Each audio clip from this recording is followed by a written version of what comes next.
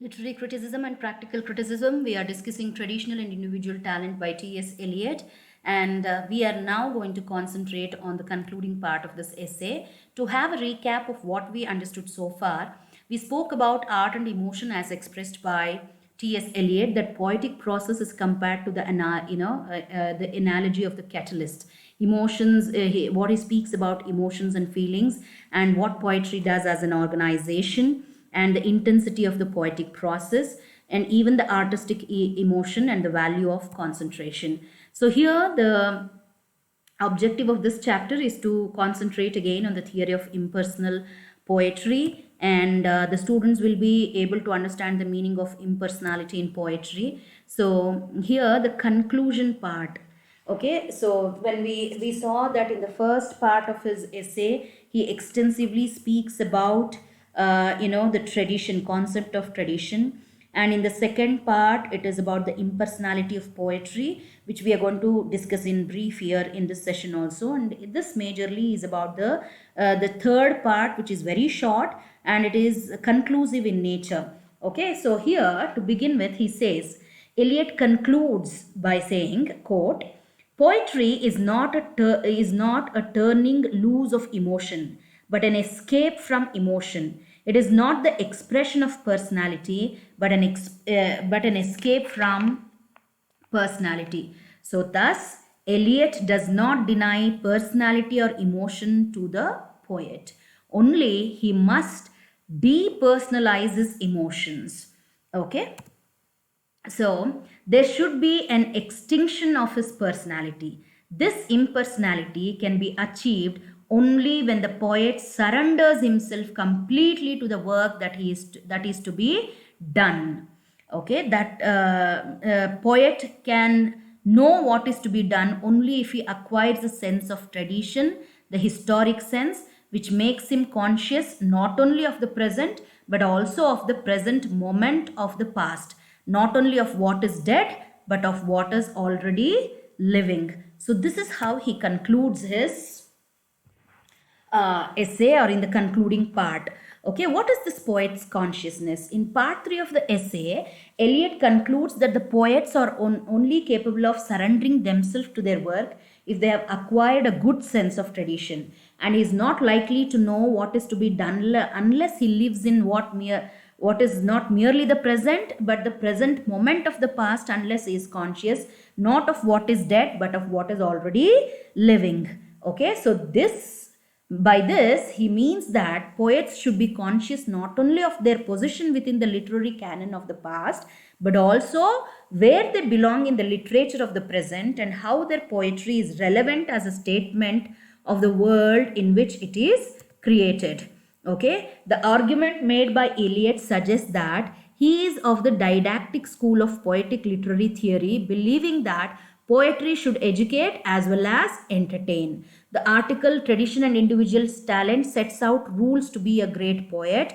Although he does not go to the extreme of being a neoclassical critic, his theories do bear some resemblance in that he speaks of the classics being as relevant to poetry now as ever.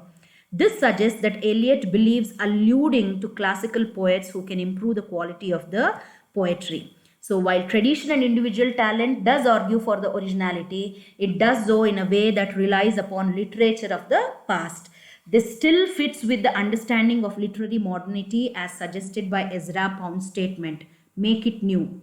As rather than making something completely original, Eliot suggests to take the traditional and make that new by attributing new meanings to what has been expressed. Eliot does not allow for the expression of new emotions. The arguments Eliot makes for the absence of the individual's experiences within their poetry is limiting the originality and uniqueness of the poetry. So he even speaks about the creative freedom.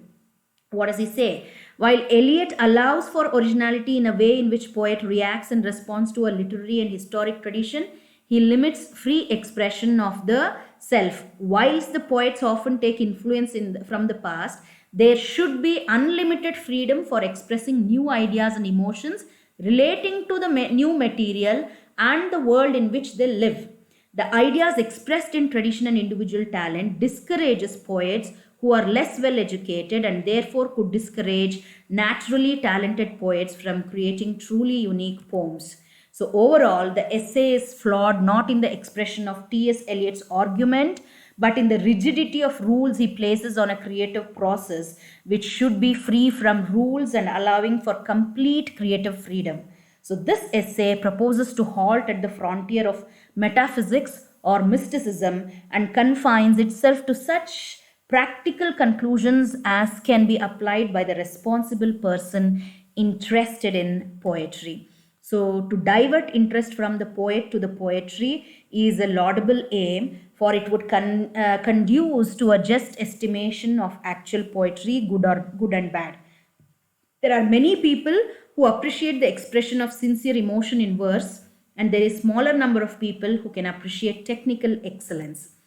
So, but very few know when there is expression of significant emotion, emotion which has its life in the poem and not in the history of poetry. Emotion of the art is impersonal, and that a poet cannot reach this impersonality without surrendering himself wholly to the work to be done.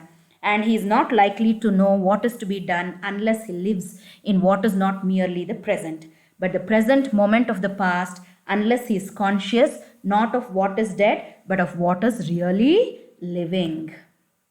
So let us conclude the understanding of his things, though we saw some positives and the negative